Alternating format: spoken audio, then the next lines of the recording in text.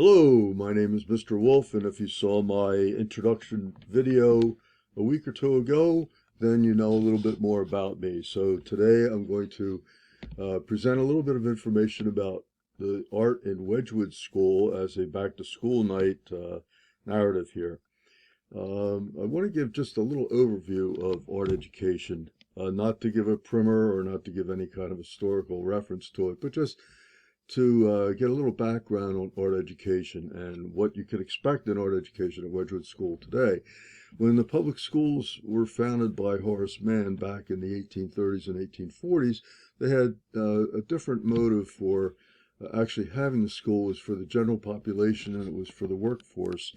And Horace Mann argued that having public education would be good for the society at large, and it was largely geared towards the economic development at the time. And then as it went through the 1800s with the Industrial Revolution in our country, arts took on an industrial commercial application for students, and it was mainly a drive to enable students to go into the workforce, into the workplace, and to understand elements of drawing, elements of things that would advance in technology and at the time.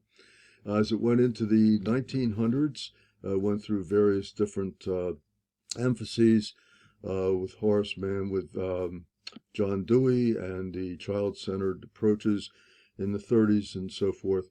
It was all about the child, and then as it developed on through the 40s and through World War II, and in one leading proponent was Victor Lowenfeld, who had a great influence. He was from Penn State, and his directions really went into the 1960s and so forth. His direction, and it's important to understand, that's why I'm going over this, his direction was on child exploration, child expression, and he advocated not having any kind of adult influence on the child in art, not really going into adult artists and so forth. It was all about child development. Then there was a radical change as we went into the 1960s, into the 1970s, where there was a lot more independence of the individual and so forth. And education took on another directive now. This way, really a radical turnaround, where now students were being influenced by different artists and art movements, especially more movements at that time. So there was a great emphasis on introducing students to art and to artists and to the history of art. And that developed into what was known as the discipline-based art education, which is really what was really influenced as I went on in my education, in my background as a teacher, and even in my master's degree program. There was a lot of emphasis. Elliot Eisner over at Stanford in California had a great emphasis, and it was also influenced by Proposition 13, at which time arts were excluded from the schools in California as a tax reduction measure. So I believe that discipline-based art education was an attempt to add validity to the arts in education, and it went into 4 basic areas of art for the child: art history, art criticism, creativity, of course, and art appreciation. That has still kept relevant even through today, the discipline-based art education model, with the historical, critical, creative, and appreciative aspects of art. But it's also developed into student application of those, and a renewed emphasis on especially the art elements and principles and how the student can apply them in his own work, as well as using them to appreciate art and artists from a gallery type of situation.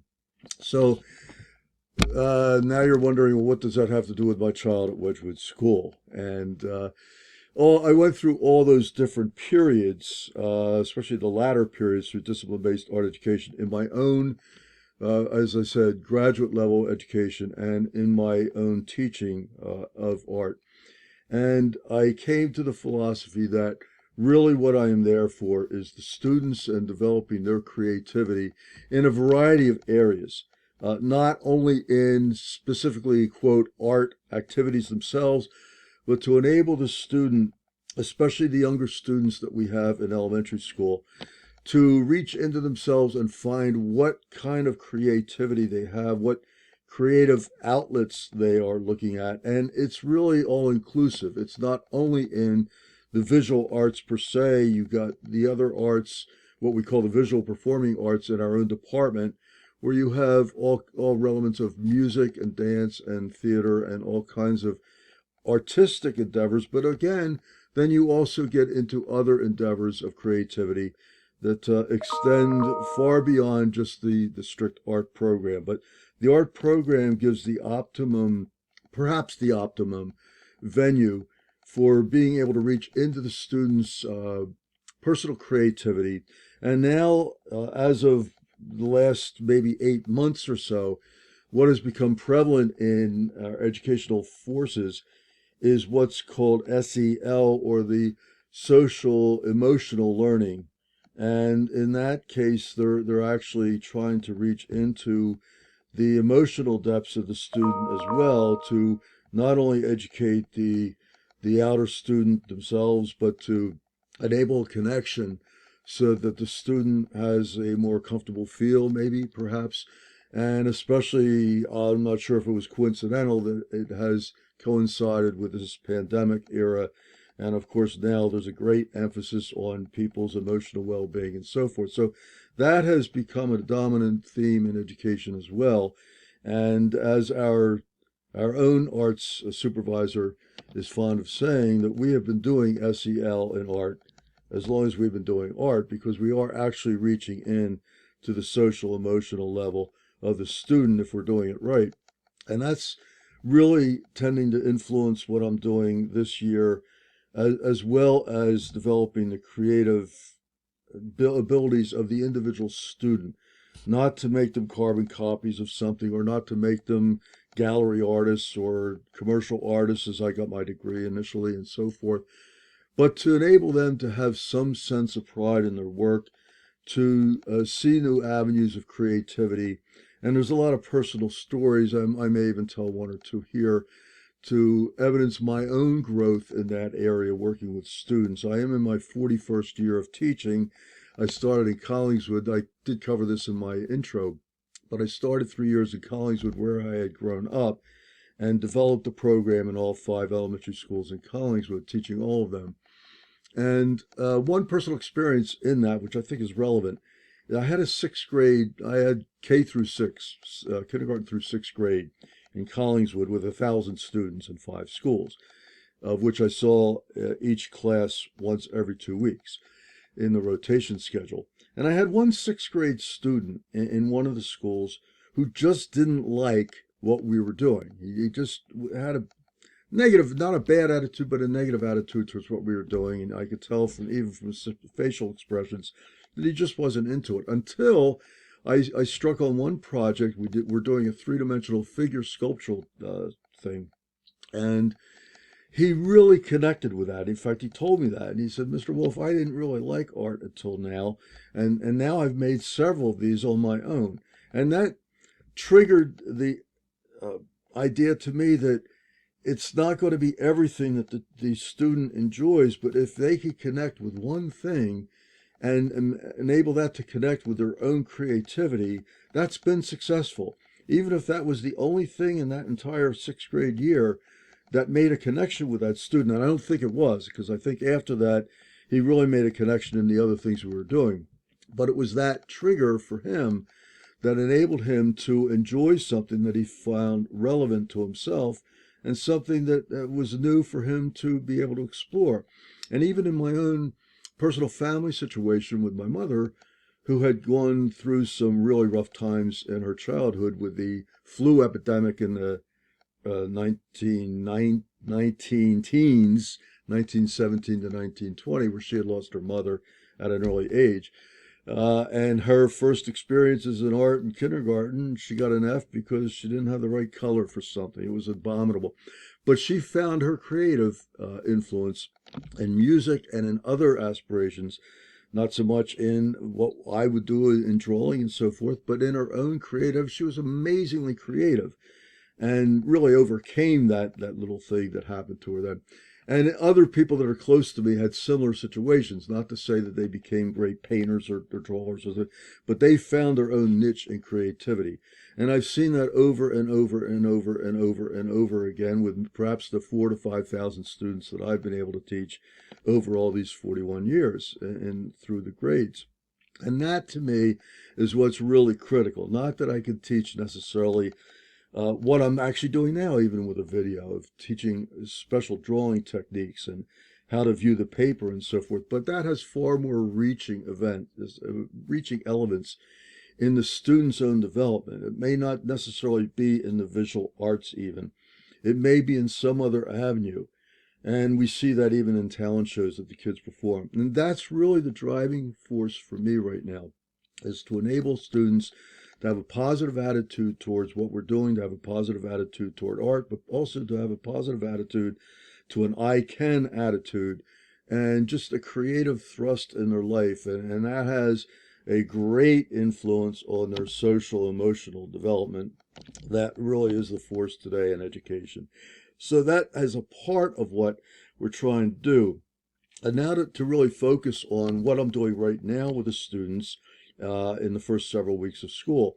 Last week, my remote assignment for those students that are strictly remote at this time, or I am not seeing them in their classroom while they're here, because we're in cycles, as you know, I gave an independent project, and especially for grades 2 through 5. First grade, I have their own special curriculum I developed, but for grades 2 through 5, there's a little more flexibility. And I gave them an initial project that was totally independent, something just to get the drawing juices going. And as you probably know, I wanted them to select an object. It could be any object at home, and just draw something that would actually fill the paper. So it's a compositional type of thing that we're trying to get across. And I found that as they submitted their drawings to me last week, I was pleased to see what they were doing. They had very interesting drawings, some very good drawings, but I found that very, very, very few of them, if almost any, were filling the paper as I wanted them to do for that specific objective. So this week, I decided to take a lesson that I've really enjoyed doing in the past. Usually I target it for a specific grade level, although it's relevant to anything. I could do it with adults, where we would take an object that they all very much love because they wear these things most of the time, and we would draw our sneakers. And if they didn't have a sneaker, I would have one that we would draw together. Or what I really like to do was to explore through the class, and they weren't sure what I was doing at the time because I was staring at their feet, and they're there, what is this guy doing? And what I was doing was looking for some interesting sneakers with a lot of different patterns or whatever, even the way the leather stitching was and so forth, to make an interesting object. And I would select maybe 4 or 5 students and ask them to give me maybe their right or left shoe. And they looked at me like, this guy's crazy. But then they understood. And so I would take, if they didn't want to, that was fine.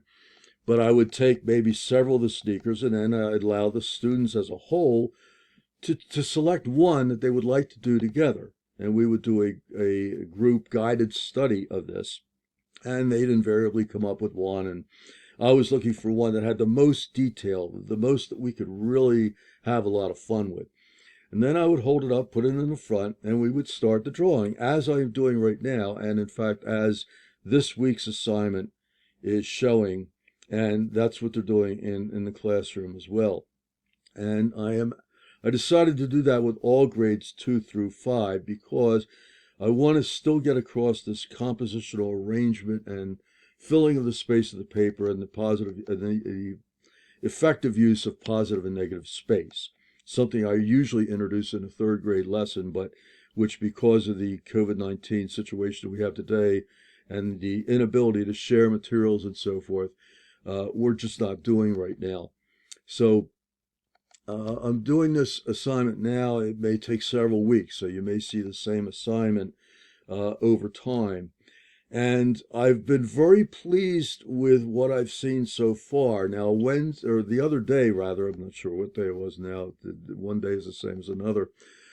But as I put it up on the whiteboard and was drawing, and I unfortunately had to put it in 2 different videos because at that point, the video recorder could only take 15 minutes at a time, and this was like a 30-minute lesson. So it turned into a two-part lesson where the first part, I did the base of the drawing as the bottom of the sneaker, and then we were able to, in the second video, actually put closure to the outline of the sneaker, almost as a contour drawing by the time I got done and darkened everything. And now for next week, we have the whole interior of the sneaker, which hopefully I will be able to do next week as an entire unit as well. And then extended perhaps into a third week where we will be taking the basic structure of the sneaker that we have done together, and then we can get very creative, and I'm going to show them some fancy ways of doing some things. We can either copy exactly the different patterns that are in the sneaker, or we can have individual fun creating our own distinctive things in there, but we will all have the same basic structure, hopefully filling the entire paper and using the space of the paper, which was my goal. Now, I do want to share with you, and I think I'll be closing now, I do want to share with you a picture that came back just yesterday, as a matter of fact. And I did get permission from the child and from the student, the parents. In fact, he was very proud of the fact that I was going to do this, and I'm very pleased to be able to do this, and I'm very pleased that they gave me permission to do this. It's the Wild family, W-I-L-D, and this is Mason Wild, and believe it or not, he's in the second grade. And before I show you the rest of the picture, you saw his face, but before I show you this, I want to just give a tiny bit of background on when I finished the guided instruction, which is like YouTube instruction, with the second video that I recorded the other day. And as I looked at what I had on the board with the paper and the complex shapes, even in forming just the outline that I did, and even the way that I guided them through orally, I was looking at that and I said, I'm wondering if maybe this is too much for them as a remote lesson. Now, having done this in a classroom live, it wasn't a problem, because even with 26, 27 students, I could still monitor the progress of the students, see if anybody was having any difficulty, maybe make a couple helpful suggestions here and there, maybe add a line or show how maybe this could be different, whatever, which I could not do in a remote setting. And I was looking at that, not having seen any feedback yet. And now actually we're doing the same thing in the classroom right now. So I saw the success that they were having in the classroom, which so far, thankfully, has been very, very good. But I wasn't sure what would be happening at home. And I certainly didn't want anybody to be disappointed or frustrated about this. And lo and behold, I get this picture coming in, because remember now, I am in a state of not being sure whether I should continue this as a remote project. So I received Mason Wild's picture yesterday, and it really made my day. It was really a confirmation and encouragement to me that I've got to keep going with this right now, because this is a fundamental aspect of art as far as visual art goes. Using the surface, whether it's canvas, paper, or even if it's sculptural, to use the space effectively. Not just to have something stuck in the center or whatever, but to have something that cohesively coordinates the entire space that you're working with. So here's Mason's, without any further ado. Here's Mason's picture. Here's him holding, and I hope I could do this well, because I'm still getting used to holding something in front of the camera. But I hope you can see, it's not ideal to show it this way, but to see the drawing that Mason made and see the pride on his face. It's just fantastic. Again, Mason, I want to give you credit. I want to give kudos to you. It's Mason Wild. His parents are great for letting me do this. But if you can see this the way I'm trying to hold this in front of the video effectively, he has filled the paper exactly as I was instructing and exactly as I was hoping somebody would do. Wasn't sure if the second graders could handle this. And that's exactly what I wanted to see. So I praised him left, right, upside down, and everything else. And then it occurred to me that it might be great to show, one, so that the students could see that, hey, this is within reach. A second grade student starting second grade can do this well with something that I've done remotely on the whiteboard. So it's encouragement there, and it confirms to me that I think all of our students can succeed. Now, it's very important for me to point out before I make this too long and bore you to tears if anybody's still with me, I don't know. But I do want to get across the point, of course, that I don't expect carbon copies of what I'm doing. If I did want that, I'd simply Xerox the thing, send it out, and tell them, hey kids, just color this in. That's certainly not the point. I'm not looking to see that everybody's got the same nuances in something that I have been able to do, whatever. That's irrelevant. It's totally irrelevant. But if they have something that they are proud of, something that they say, this is mine, I did it, I followed instructions, but it's still mine. And I filled the paper like Mr. Wolf wanted me to. I'm not sure why now he wants me to do that, but I'll take his word for it. But if they have succeeded in doing that and expanding it large, like I would like them to do, and get that experience of doing that, but also to have the satisfaction that this is mine, hey, I can do this, and who knows where that will lead. But it's a good foundation, and the whole program is structured, and I could say this for all the schools. We're a very tight-knit group of 7 elementary school art teachers. We were just in a meeting this morning together, and then in a separate meeting together after the first meeting. So we love each other. It's a great department. I'm thrilled to have been in it for so long, and it's just a vital department. But each of us, we have the same goals. We don't do the same things. You won't see the same projects necessarily. You'll see the same objectives though. And just all we really want is to have the same thing, that the child succeeds in their creativity and they develop. Well, that's really the goal. Oh, I started to say that my first grade lessons are really a structured curriculum that have been developed over time. Our curriculum is flexible enough to allow each of us to do what we do as professionals with our students. We don't, as I said, we don't do carbon copy things of each other. Sometimes there's overlap, but we all do cover the elements and the principles which drive our whole program. So whether your child goes to Wedgwood or Herfield or Whitman or wherever, they're going to get, I hope, a quality. Oh, I say that from my standpoint. I know they will from the other schools. I love what they do. It's great. They will get a quality education, and especially in art right here. But in first grade, I want to take them from a very simple beginning where their comfort level is right there. They start by drawing themselves, and that's a fun thing to do. And then we get into basic shapes and colors and overlap and primary colors and secondary colors. And then we develop into line and different uses of line. And then we see how, I don't tell your children this, but we start with a tree, and I don't even let them know it's a tree when we start. And we see the foundations of the tree, the functions of the tree, the structure of the tree with the trunk, roots, and branches. It's not just a lollipop. We get rid of visual stereotypes, perceptual constancies, as they're called.